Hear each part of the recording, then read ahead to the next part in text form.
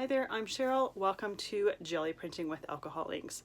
I've gotten a little bit obsessed in the last little while with doing alcohol ink prints on my jelly plate, and I thought I'd take you along for the ride.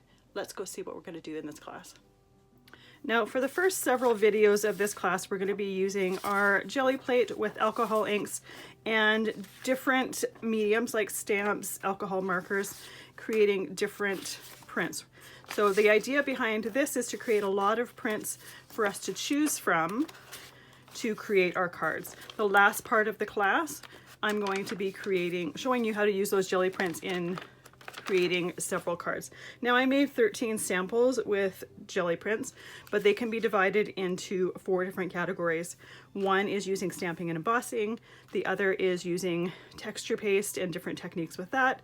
The other is using die cuts. And then the last one is die cutting your jelly prints to create cards with. We're going to be creating one of each section of the card.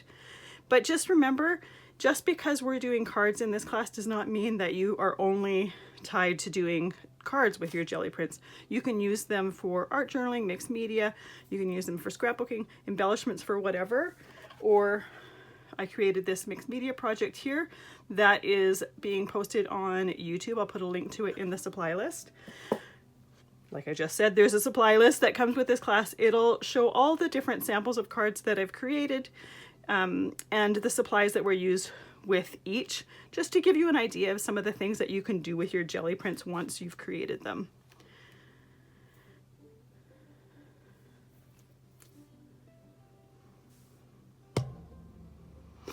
In this class, I'll be using 2 5x7 jelly plates to create prints that are half a sheet of 8.5 by 11 paper.